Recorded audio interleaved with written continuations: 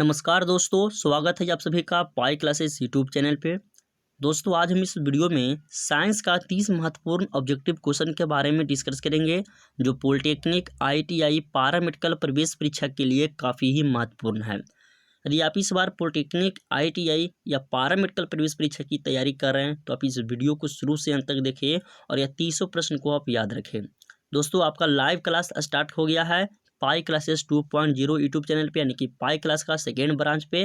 तो आप लोग लाइव क्लास वाला चैनल को अभी तक सब्सक्राइब नहीं किए हैं तो लाइव क्लास वाला चैनल को सब्सक्राइब कर लें, क्योंकि आपका उस पर एक क्लास आपका लाइव क्लास हो चुका है और आज दूसरा होगा। टाइम आपको बता देते हैं, 8 साढ़े 8 बजे आपका है शाम को, पीएम 8:30 बजे पीएम में आपका लाइव क्लास लिया जाता है। उस चैनल का लिंक हम इस वीडियो के डिस्क्रिप्शन में दे देंगे। यदि आप लाइव क्लास करना चाहते हैं तो आप उस चैनल से जाके जरूर जुड़ जाएं और इस चैनल पे आपका पूरा डिटेल्स में पढ़ाई होगा। और उस चैनल पे इस चैनल पे जो हम चैप्टर आपको पढ़ाएंगे उस चैप्टर का ऑब्जेक्टिव क्वेश्चन का लाइव टेस्ट उसी चैनल पे होगा पाई क्लास 2.0 पे, ठीक है। तो आप जाके उस चैनल को भी सब्सक्राइब कर लें। तो चलिए वीडियो को शुरू करते हैं। जल्दी से इस वीडियो को लाइक कर दीजिए और इस चैनल पर यदि पहली बार आए हैं तो इस चैनल को सब्सक्राइब करके बेल आइकन को प्रेस कर दें। देखिए पहला क्वेश्चन है कि पृथ्वी पर किसी वस्तु का पलायन वेग चंद्रमा पर उस वस्तु के पलायन वेग से होगा। तो दोस्तों सबसे पहले आपको पता होना चाहिए कि पृथ्वी पर जो किसी वस्तु का जो पलायन वेग का मान है वो कितना है, तो 11.2 किलोमीटर प्रति सेकेंड। यह हो गया पृथ्वी का पलायन वेग।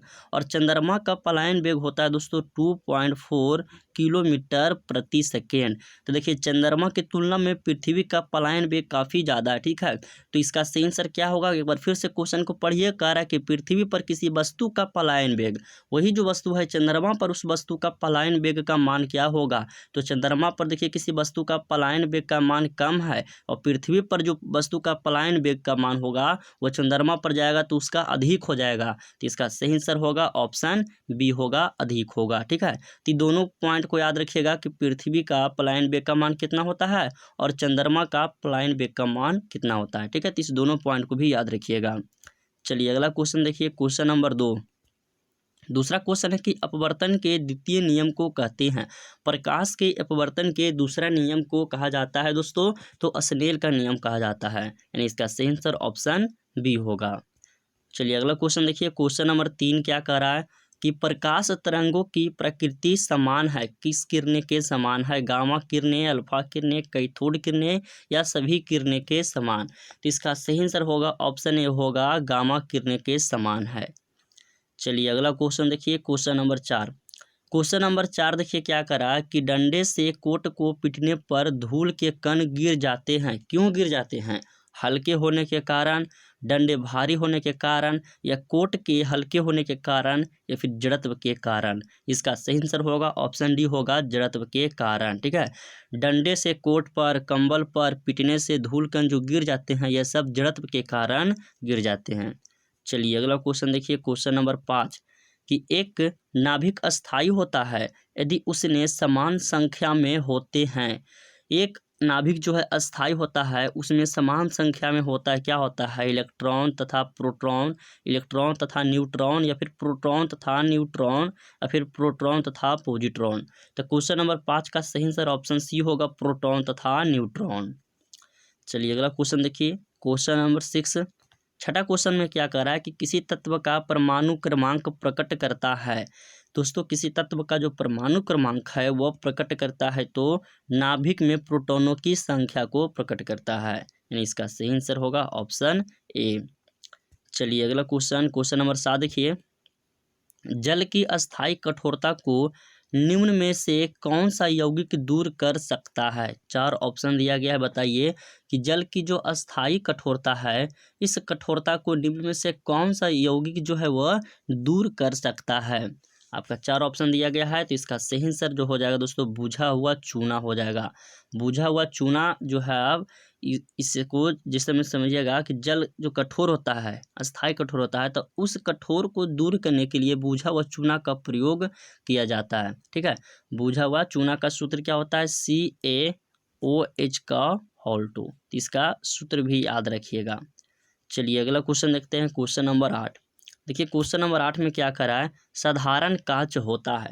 साधारण कांच जो है यह होता है दोस्तों सोडियम सिलिकेट या फिर कैल्शियम सिलिकेट या फिर कॉपर सिलिकेट। साधारण काच जो है वह कैल्शियम सिलिकेट और सोडियम सिलिकेट या दोनों का मिश्रण होता है, ठीक है। यानी इसका सही आंसर होगा ऑप्शन डी, साधारण काच होता है कैल्शियम सिलिकेट और सोडियम सिलिकेट।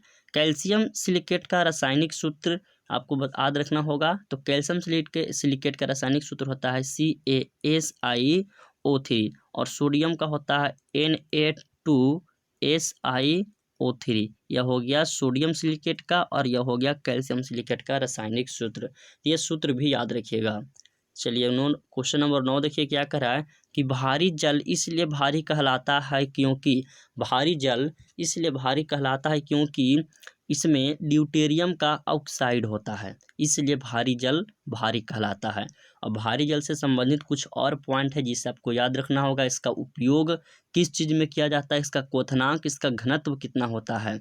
तो भारी जल का क्वथनांक की बात किया जाए तो इसका क्वथनांक होता है 101.4 डिग्री सेल्सियस। यह हो गया क्वथनांक हो गया। और इसकी घनत्व की बात किया जाए भारी जल की घनत्व की तो होता है 1.11 ग्राम पर सेंटीमीटर क्यूब। यह हो गया घनत्व हो गया भारी जल का। और भारी जल का उपयोग ड्यूटेरियम ऑक्साइड का उपयोग नाभिकीय रिएक्टर में मंदक के रूप में किया जाता है। तो इस तीनों पॉइंट को याद रखिएगा कि भारी जल का उपयोग कहाँ किया जाता है, इसका क्वथनांक कितना है, इसका घनत्व कितना है, ठीक है। और इसका सूत्र जो होता है वो D2O होता है, सबको पता होगा। यह भारी जल का सूत्र हो गया। यह हो गया रासायनिक सूत्र और यह ड्यूटेरियम ऑक्साइड रासायनिक नाम हो गया। यह आपका हो गया क्वथनांक का मान और यह हो गया घनत्व। और उपयोग तो पता होगा सबको, नाभिकीय रिएक्टर में मंदक के रूप में किया जाता है। चलिए क्वेश्चन नंबर 10 देखिए। क्वेश्चन नंबर 10 में क्या करें कि किसी पदार्थ के अभिक्रिया की दर समानुपाती होता है, उसमें किसके समानुपाती होता है, उसमें स्थायित्व, अनुभार, सक्रिय द्रव्यमान या फिर तुल्यांकी भार। तो इसका सही आंसर होगा ऑप्शन सी होगा, सक्रिय भार के समानुपाती होता है। क्वेश्चन नंबर 10 का सही आंसर ऑप्शन सी होगा। 11 नंबर क्वेश्चन देखिए कि 11 नंबर में क्या करा है, निर्वात में रखा एक श्वेत चूर्ण बाहर लाया गया तो कुछ देर बाद नीला हो गया, यह यौगिक हो सकता है कॉपर सल्फेट, बोरेक्स, बॉक्साइड या फिर बेकिंग सोडा। वह कौन सा यौगिक हो सकता है जो कि निर्वात में रखा गया है, उसे बाहर लाएंगे तो वह नीला हो जाएगा। तो वह आपका कॉपर सल्फेट होगा। जो निर्वात में रखा हुआ था उसे जब हम बाहर लाएंगे, ये सफ़ेद चूर्ण होता है, इसको जब बाहर लाएंगे तो नीला हो जाएगा। या कौन होगा तो कॉपर सल्फेट होगा। कॉपर सल्फेट CuSO4 इसका हो गया रासायनिक सूत्र हो गया। चलिए अगला क्वेश्चन देखिए। क्वेश्चन नंबर 12 निम्न में से कौन कठोर जल में भी वस्त्रों के लिए निर्मल कारक का काम करता है। कौन जो है कठोर जल में भी वस्त्रों के अच्छी तरह से माने कि धोने के काम करता है। सही आंसर क्या होगा, ऑप्शन है ए में सोडियम परमिटेट, सोडियम ओलिएट, सी है सोडियम डोडेकाइल सल्फेट और डी है सोडियम अस्ट्रेट। इसका सही आंसर ऑप्शन सी होगा, सोडियम डोडेकाइल सल्फेट होगा क्वेश्चन नंबर 12 का। अब देखिए आपको पता होना चाहिए कि जल कठोर क्यों होता है। तो कठोर जल में दोस्तों कैल्शियम व मैग्नीशियम के बाइकार्बोनेट उपस्थित रहता है, इसीलिए जल कठोर रहता है। कोई भी जल कठोर होगा तो आपको पता होना चाहिए कि उसमें क्या क्या उपस्थित होगा, तो कैल्शियम या मैग्नीशियम के बाइकार्बोनेट उपस्थित रहता है, तभी जल वह कठोर होता है, ठीक है। चलिए अगला क्वेश्चन देखिए। क्वेश्चन नंबर 13 की निम्नलिखित यौगिक में से किसका न्यूनतम तापीय मान है, यानी कि सबसे कम मान उष्मीय मान जो है तापीय मान है वो किसका है, कोयला, अल्कोहल, बायोगैस या लकड़ी। तो सबसे कम जो है तापीय मान उष्मीय मान लकड़ी का है, यानी इसका सही आंसर ऑप्शन डी होगा। तो लकड़ी का तापीय मान कितना होता है, तो 17,000 से लेकर 22,000 किलो जूल आपका पर ग्राम होता है लकड़ी का उष्मीय मान, ठीक है। तो इसका उष्मीय मान याद रखिएगा कितना होता है, 17,000 से लेकर 22,000 किलो जूल पर ग्राम होता है लकड़ी का उष्मीय मान। चलिए अगला क्वेश्चन देखिए। क्वेश्चन नंबर 14 में क्या करा कि नंगी आंखों से कितने ग्रह देखे जा सकते हैं। क्वेश्चन नंबर 14 कि नंगी आंखों से कितने ग्रह, तो टोटल 5 ग्रह देखे जा सकते हैं। वो कौन कौन से ग्रह है, तो सप्ताह में आप सोमवार और संडे दोनों को हटा दीजिए और उसके बीच में जितना भी आ रहा है सोमवार और संडे हटाने के बाद मंगलवार, बुधवार, शुक्र, शनिचर ये सब जो आ रहा है ये सब आपका आप नंगी आंखों से देखा जा सकता है। तो इस ट्रिक के माध्यम से आप याद रखिएगा कि नंगी आंखों से वो कौन कौन से ग्रह है जिसे देखा जा सकता है।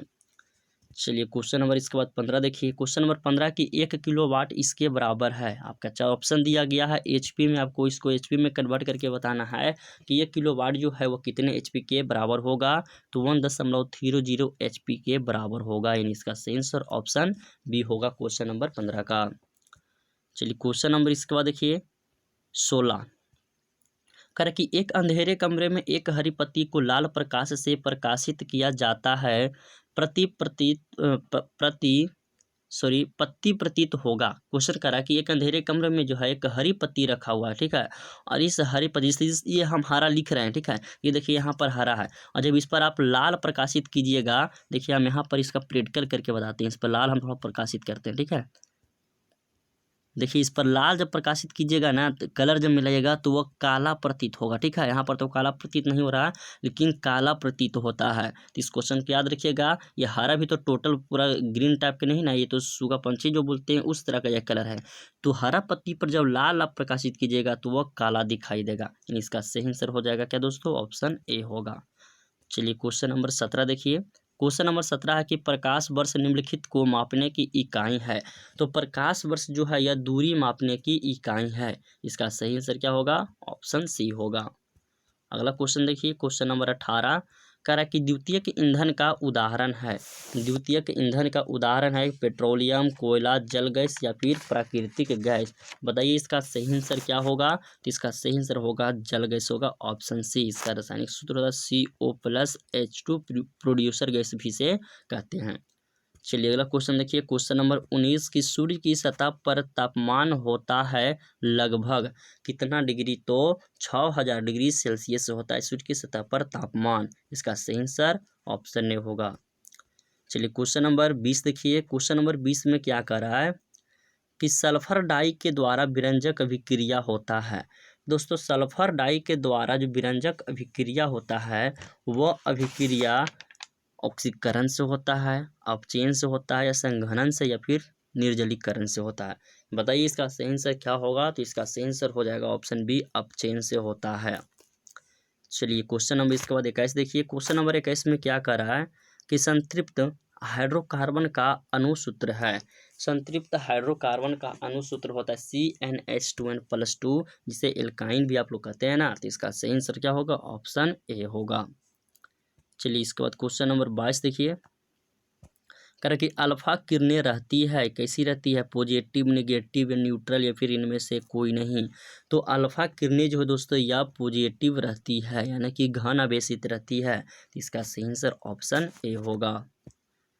23 नंबर क्वेश्चन देखिए। कह रहा है कि दो सदिशों का गुणनफल होता है। देखिए ये सब बता चुके हैं दोस्तों, सदिश इसे सब पढ़ाए हैं। तो आप लोग बताइए कि दो सदिशों का गुणनफल होता है, क्या होता है, सदिश होता है, अदिश होता है, यहाँ पर स होगा, अदिश होता है या फिर दोनों होता है। तो इस क्वेश्चन का जवाब आप लोग दीजिएगा, क्योंकि हम सदिश राशि किसे कहते हैं और अदिश राशि किसे कहते हैं, दोनों का योगफल, दोनों गुणनफल, ये सब क्या होता है, ये सब हम बता चुके हैं।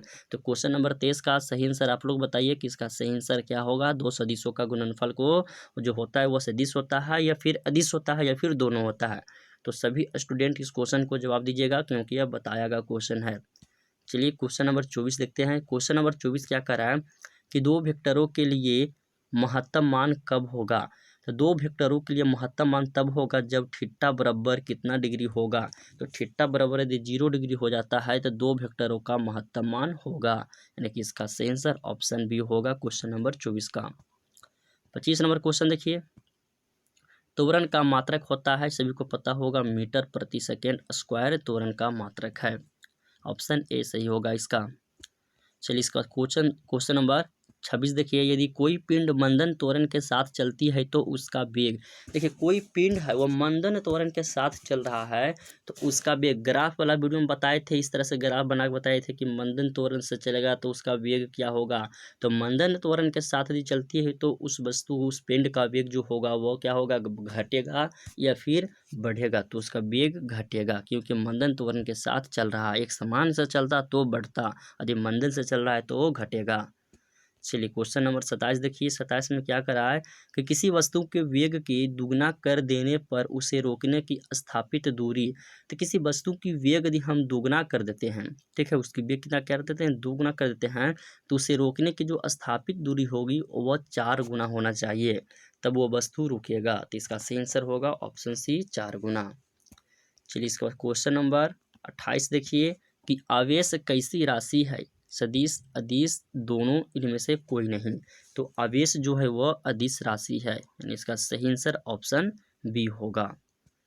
क्वेश्चन नंबर 29 देखिए। क्वेश्चन नंबर 29 क्या करे कि दूरी मापने की सबसे बड़ी इकाई क्या है, तो दूरी मापने की सबसे बड़ी इकाई होता है पारसेक, तो इसका सही आंसर हो जाएगा ऑप्शन सी होगा।